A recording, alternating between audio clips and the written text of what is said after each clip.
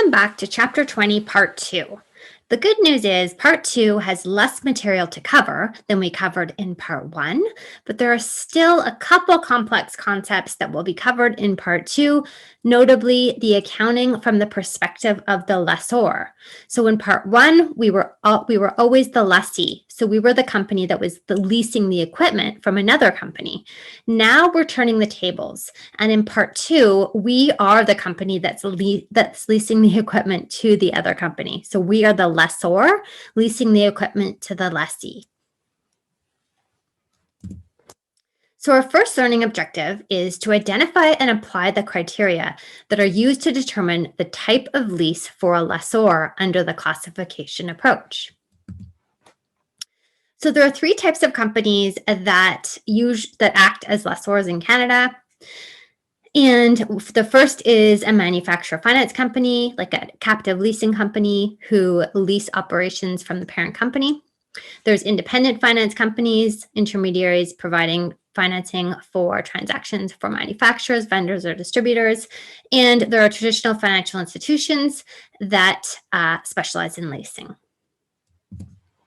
So let's talk about how we deal with classifying whether a lease from the perspective of a lessor. So again, we're in a different position here. How a lessor will know if a lease is capital and they're going to capitalize the lease on their books, or whether the lease is operating. And the interesting thing is here that IFRS and ASPE are quite aligned. Now, what we saw in Part 1 was that from the lessee perspective, the accounting under IFRS is always a right of use asset. It's very rare that we meet the exception criteria for a short-term or low-value lease. That's the only way to get out of that. Whereas ASPE had a different perspective. There's a good chance you could have an operating lease or a capital lease if you meet certain criteria. So they're somewhat different, definitely different avenues there. Whereas from a lessor perspective, we're really talking about the same type of criteria, which is really helpful. The key difference is that IFRS is actually qualitative here. So whereas IFRS usually gives us more guidance than ASPE, this is one of those unique situations where IFRS criteria for capitalizing a lease from a lessor's perspective is qualitative in nature. And what that means is that it doesn't give us numerical thresholds. It simply says, well, think about if the lease term is a significant part of the asset's life, or if the minimum value of the payments are a significant portion of the fair market value. But it doesn't tell us what portion that is. Whereas ASPE has what we call bright line tests. And what these are specific thresholds. And if you're on one side of the threshold, you're in one camp. And if you're on the other side of the threshold, you're in another camp. So they're very easy to apply as long as you know how to do the calculations, you know what the right answer is. And so what we do from an IFRS perspective is a lot of the times we use the ASPE guidance in terms of those numerical thresholds as our guide, and we interpret those within the qualitative criteria in IFRS. So long story short, we're really using the ASPE criteria for IFRS as well. So what is this criteria? Well, it is very similar to the lessee criteria for ASPE. So there's three criteria to figure out if it's a capital lease, and you only have to meet one of the criteria. So the first is whether a transfer of title is expected to the lessee at the end of the lease term. So for instance, is there a bargain purchase option that the lessor knows, you know what, at the end of the 5 years of this lease, the lessee is going to actually take this equipment from me, therefore it's really their equipment in some sense. The second criteria is the lease term greater than 75% of the economic's useful life, or the asset's economic life? So if the asset has a 5-year life and the lessee is going to lease the asset for 5 years, then they're really taking the majority of the benefits of the asset, again, meaning that it's probably a capital lease. And the third criteria is whether the present value of the minimum lease payments is greater than 90% of the fair market value of the asset. And this really is an in-substance purchasing of the asset. So if they meet one of those three criteria, you could be in a capital lease situation. And the reason that I say you could be is for IFRS, we can really draw the line there. And if we've met one or more of those criteria, we can say that it's a capital lease. Of course, recognizing that the actual numerical numbers, the 75s and the 90s, those are in ASPE. So we're really using them as a guideline for IFRS. Now, ASPE specifically has two additional criteria, both of which have to be met in order for it to be a capital lease. And these both relate to revenue recognition. And the first is that credit risk associated with the lease is normal, and that any unreimbursable costs incurred by the lessor can be reasonably estimated. And as long as one of the first three criteria is met and both of the second two, then you have a capital lease from the lessor's perspective. If you don't, if you haven't met the criteria, any of the criteria between 1 and 3, or you have problems with 4 or 5, then you have an operating lease. And again, this is only from the lessor's perspective. I'm sorry. The lessee could have whatever classification they're going to have. If they're going to have a right of use asset, if they're going to have a capital lease, if they're going to have an operating lease, however the lessor is classifying the asset is completely independent, and those two things do not have to mirror each other. So now that we know, assuming that we've met the capital lease criteria, now that we know we have a capital lease, now as a lessor, it's a little bit more complicated because now we have to know what type of capital lease it is. And we haven't seen this from the lessee's perspective. So as a lessor, now we're like, okay, so it's capital, what type is it going to be? So there's two types. There's direct financing, which in ASPE is called direct financing, and IFRS just calls it financing. And this type of lease is where the lessor acquires the assets specifically for the lessee, and the lessor doesn't make a profit on the purchase of the asset. And the way that you know if you have a financing lease is that the cost to the lessor of the equipment will equal the fair market value. So the question will say the lessor bought equipment for $175,000 and the equipment had a fair market value of $175,000. You know for sure you have a financing lease. The cost of the equipment is the same as the fair market value of the equipment when it was purchased. The other type of capital lease from a lessor's perspective is a sales type lease. And the terminology here for ASPE is sales type, and IFRS calls this a manufacturer dealer lease.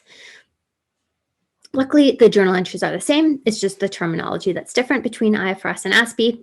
And basically what happens in this scenario is that the manufacturer makes the asset for lease to the lessee. So there's profit on the actual equipment itself. So the profit is going to be the fair market value of the equipment less the lessor's cost. So it might say you manufactured equipment, the equipment has a fair market value, but you were able to manufacture it for, a fair market value of 175. You were able to manufacture it for 100. So you're going to have profit now that's going to be recorded on the sale of the equipment for lease. So we're going to have a journal entry that's going to record sales revenue, cost of goods sold, and inventory. Okay, let's move forward. Learning objective number 10. Account for and report basic financing and manufacturer dealer or sales type leases by a lessor. So some terminology here for lessor accounting. So the gross investment in the lease is recorded as a lease receivable. And this is the undiscounted. And again, I highlight undiscounted. It's very uncommon. So far, we've been doing everything at present value. But here, from a lessor's perspective, the gross investment in the lease is the undiscounted rental payments, excluding executory costs, plus any guaranteed or unguaranteed residual value that accrues to the lessor at the end of the lease, or any bargain purchase option. So any payment that's going to be received at the end of the lease, or any value of the equipment at the end of the lease. And this is simply adding all the lease payments together. And we'll see that as an example, and also as we work through lots of problems in the tutorial section. Unearned finance or interest income. So this is reported as a contra to the lease receivable account on our statement of financial position. And this is the difference between the undiscounted lease receivable and the fair value of the leased property, or the lessor's cost. And the net investment in the lease is the net of the two accounts above. So the net of the gross investment in the lease and the unearned interest income. And this is going to be the gross investment in the lease. Okay, let's work through an example, and then maybe we'll be able to absorb some of these concepts a little bit more. So here's an example. So we've got a lease. The lease has a 5-year term that begins on January 1st, 2020, is non-cancelable, and requires equal rental payments of $25,981.62 at the beginning of each year. Payments include $2,000 of executory costs for maintenance fees. The equipment has a cost and fair value of $100,000 to Lessor Corporation, an estimated economic life of 5 years, and no residual value. No direct costs are incurred in negotiating and closing the lease contract. The lease contains no renewal options, and the equipment reverts to the Lessor Corporation at the end of the lease. Collectability is reasonably assured, and no additional costs, with the exception of the maintenance fees being reimbursed by the lessee, are to be incurred by the Lessor Corporation. The rate implicit in the lease is 10%. Lessor Corporation set the annual lease payments to ensure a 10% return on its investment. Okay, so the first thing we're asked to do is calculate the initial gross investment in the lease, which is the amount to be recognized as the lease receivable. So, and then we're asked to calculate the net investment in the lease, and then prepare all journal entries to be recorded by the lessor on January 1st, 2020, related to the acquisition of the asset by the lessor, its transfer to the lessee, the resulting receivable, the unearned interest income to be recorded, and the first payment to be received. Okay, so we've got the gross investment in the lease, and like we said, this is not discounted. We're simply multiplying through the lease payments. So we know the lease payment each period is going to be $25,981.62, but we were told that those payments include $2,000 of fees for maintenance. So we subtract out the executory costs. Remember, the gross investment in the lease does not include the executory costs. And there's going to be 5 payments because the lease term is 5 years. So our resulting lease gross investment in the lease is going to be $119,908. Notice we didn't need our financial calculators for that. The net investment in the lease is going to be the present value of all of these inputs. However, what you can see from the inputs there, the lease term is 5 years. The interest rate is 10. Let's just double check. Yep, the number 5 says the rate implicit in the lease is 10%. We know the payments, not including executory costs, are $23,981.62, and there's no future value because there's no guaranteed residual. So the present value is $100,000. And another way we would have known that is that the cost of the equipment to the lessor, if you look at number 2, the equipment has a cost and fair value of $100,000. So the lessor set, because the rate implicit in the lease in number 5 is 10%, it means that the lessor calculated out the payments knowing that the cost was $100,000 to generate the lease payment that we're seeing. So therefore, because we're working backwards, of course, the present value is going to be the original cost of the equipment. So the entry that we're going to record to acquire the equipment by the lessor is going to be debit equipment acquired for lessee and credit cash. And it's also worth noting that in terms of figuring out what type of capital lease this is, we know it's a finance lease. And why? Because if you go back to the question and you look at number 2, it says the equipment has a cost and fair value of $100,000 to Lessor Corporation. The equipment has a cost and fair value of $100,000, meaning that there's not a markup or a profit being generated between the cost of the equipment and the fair market value. So that means that this is a finance lease. Okay, so on January 1st, 2020, when we transfer the asset to the lessee, so when the lease is signed, we're going to take the equipment off our books. You can see there's a credit there to the equipment acquired for the lessee of $100,000. That's just wiping out that account. So now there's no amount sitting in that GL. And then we've got debit lease receivable, and that $119,908 is simply the payments that we calculated right there as the gross investment in the lease, the sum of the lease payments over the term, excluding the executory costs. And then the unearned interest income is, where did we get that number? The unearned interest income is going to be 10% times the lease receivable. In terms of presentation, the unearned interest income is a contra to the receivable on the statement of financial position. So the lease receivable is reported net of the unearned interest income. On January 1st, 2020, when we receive our first lease payment, we're going to say debit cash because we're the lessor, we're getting the cash.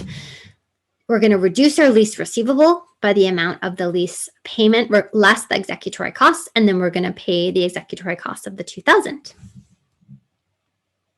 It's important to note that we apply the effective interest method to record interest income. So you're going to see an amortization schedule coming up from a lessor's perspective. Okay, so what do we have next? Here we go. The next thing we need to do is complete a lease amortization schedule for Lessor Corporation for the term of the lease. Then we're going to prepare the journal entry to record interest income for 2020. Okay, so here is our lease amortization schedule.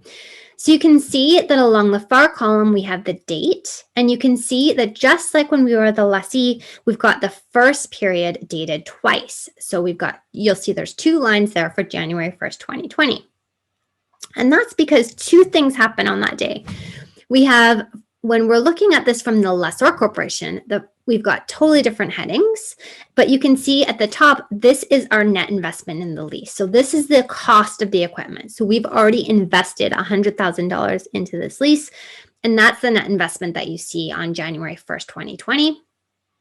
And then also on January 1st, 2020, we're going to receive our first lease payment because the lease payments are due at the beginning of the year, like it was said in the question.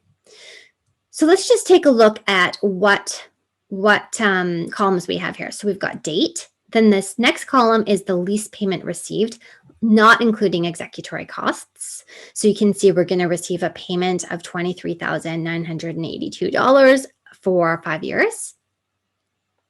The next one is the interest on the net investment. So you can see the net investment is the last column. So it's going to be that last column, the carrying value or the net investment in the lease times the interest rate, which is 10% in this question. And and it's very important to note, this is a common error on these questions, and I've made this error myself as I've gone through these questions, is that on January 1st, 2020, we have two lines for it. So we've got the investment in the lease, and then we've got the receipt of the first lease payment. But this is all on one day. So there can't be any accrued interest on day one. We've only had this for one day. How can you accrue interest on it? So there's no interest on that first date or that first line in the table, the first two lines really. So I always like to highlight that line in yellow just to make sure I'm not running interest expense through there because you will mess up your table. You should be able to realize though that you won't end up at zero at the end of the lease. So hopefully that will be a flag to you on an exam that something's gone wrong, but it's just really important to realize that that first date there doesn't have any interest expense. It's really different than the amortization tables that we're used to for bonds. So it's just another nuance that we need to keep in mind. And that is because the lease payments are due at the beginning of the year. So on January 1st. So you can see that when we received our first lease payment, it did reduce our net investment, but only by the exact amount of the lease payment. And then of course, moving forward, we would have our interest expense, which is 10% of the net investment. And our net investment recovery is the difference between the lease payment received and the interest. Now, the interest, of course, we're receiving both as a lessor. We're getting a check or a wire payment for $23,982 every month. So why are we only reducing down our net investment by the net investment recovery piece? Why are we taking interest off of our own payments? And that's because the lessor in this situation has said that they need to earn, they have a required rate of return of 10%. So what that interest is doing is that that's meeting their threshold for their required return. So that is their opportunity cost, or that's that's what they need in order to generate revenue on this lease. So that is their interest component. And the other is sort of like the principal that's pulling down the net investment in the lease. Okay, so on December 31st, 2020, we were asked to record the interest income earned. And so we can actually look back on our amortization table and find this number. So you can see that in the line for January 1st, 2021, the first interest expense, you can see it's 7601.84 or rounded 7602. That is the interest now that we're going to earn. So we set up that entire amount as unearned interest income. So if we go back to our table, the amounts that we would have recorded, so this is going to be our gross investment in the lease, and this is going to be our unearned, the 119,908, the first column, and then the interest on the net investment, the 19,908. This is what we've set up as unearned interest income. So we're going to be drawing that number down over the term of the lease. So our first entry will be 7602 to reduce that unearned interest income balance. So we're going to debit unearned interest income because it's a liability, so debiting it decreases it. And then we're going to credit interest income, which is going to put this through our income statement. And then when we receive our second payment, we're going to go debit cash. So remember that our lease payments include executory costs. So even though in our amortization schedule, going back there, you can see the lease payments are showing as $23,981.62. Remember that we, as the lessor, specifically excluded the executory costs, just as the lessee would have done on their side, because those costs are separate. But we need to remember that the actual payment that we're receiving is $25,982. The reduction of the lease receivable will be the $23,982, and the difference is the repair and maintenance expense. Again, that's a common error on exams, is just forgetting that difference between the actual lease payment and the executory cost component. In terms of how the assets will appear on our December 31st, 2020 statement of financial position, as of course from the perspective of the lessor, we're going to have the net investment in finance receivables as $23,982, which is going to be our next lease payment. We don't include the executory costs here, so of course that's the payment net of executory costs. And the non-current investment in finance receivables is going to be the difference, or $59,639. When we record the receipt of the second year's lease payment, we're going to have debit cash, we're going to pull down the lease receivable, and then we're going to have our repairs and maintenance expense again. And for unearned interest income, if we go back to our table, we can see the next line, January 1st, 2022, our interest income is $5,964. Which is exactly what we're going to see here. So we're going to have debit unearned interest income and credit interest income. Okay, so that walks us through an example, and this was a finance type lease. As I said, the cost and the fair market value of the equipment was exactly the same. No profit on the equipment, meaning that we have a finance type lease. Yes, a finance type lease. So now what would happen if that was a sales type or a manufacturer lease? So again, sales type is what we call it under ASPE. Manufacturer dealer is IFRS, but it's the same thing. So what would happen in that scenario? Well, we'd have to assume that there was a profit margin on the equipment. So now let's assume that the lessor manufactured the asset and it's in their finished goods inventory at a cost of $85,000. The regular selling price is $100,000. Now, what would we record for a manufacturer or dealer lease? So we're going to have the lease receivable. It's no change. So the lease payments are the same. And this is the exact same amount we had when we multiplied through the non-discounted value of the lease payments before in our financing example. So $119,908. So in this entry to record the lease receivable is the same. And the unearned interest income is the same. Those are the two amounts that we had calculated in our interest income or in our finance lease example. And remember, we had the the equipment was at 100,000 that we had taken off, because previously we had an entry that was debit equipment, credit cash, and then we had credited the equipment to take it off. Well, now here we're going to credit sales revenue because we're actually selling the revenue. We're actually selling the equipment, I guess, to ourselves because we're the lessor, but for the purpose of the lessee. We're going to have sales revenue of 100,000. And so that entry still bounces. And then we're going to have one additional piece of this entry, which is cost of goods sold. We're going to debit it, which is an expense, of course, to our income statement for the cost, which is 85,000. That's what we're told it's in our finished goods inventory of. And then we're going to credit inventory. We need to take it out of inventory because we've in substance sold it to the lessee.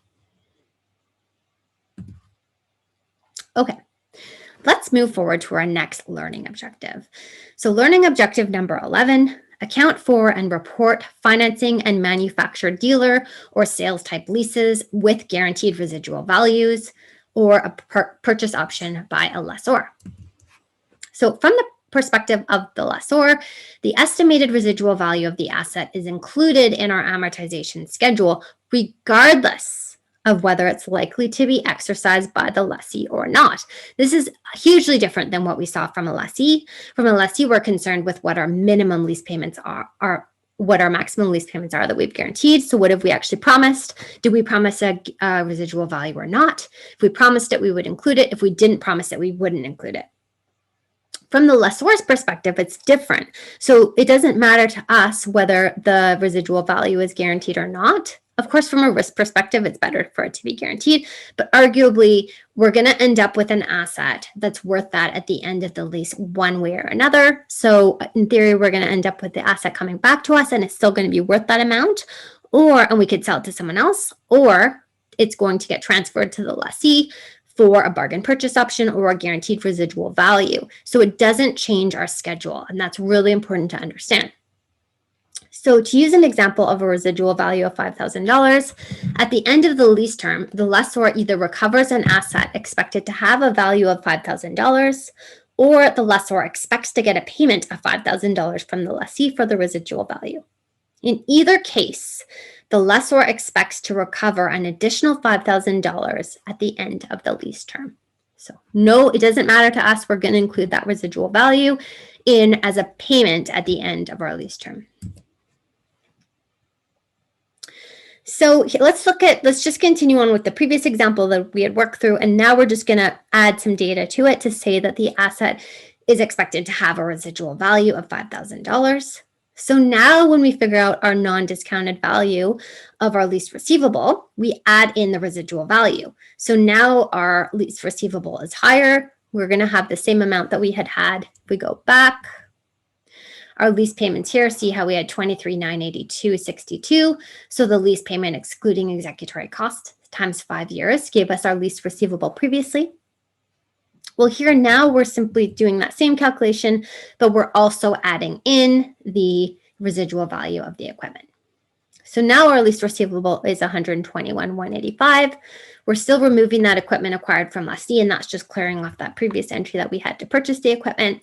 And our unearned interest income is $21,185 now, so that income is higher.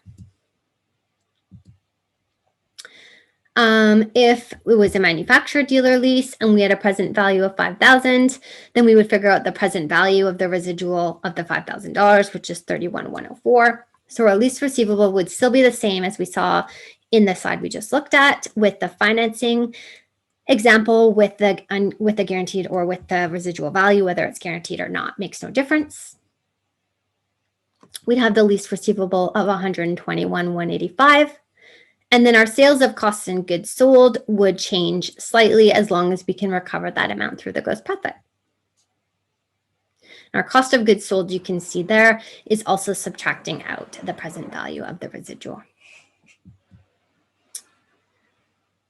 So estimated unguaranteed residual values do have to be reviewed periodically, and the usual impairment standards apply. So if the estimate of the residual value declines, we do have to recognize that loss because we're assuming that the asset's going to be worth that $5,000 or whatever it is at the end of the lease term.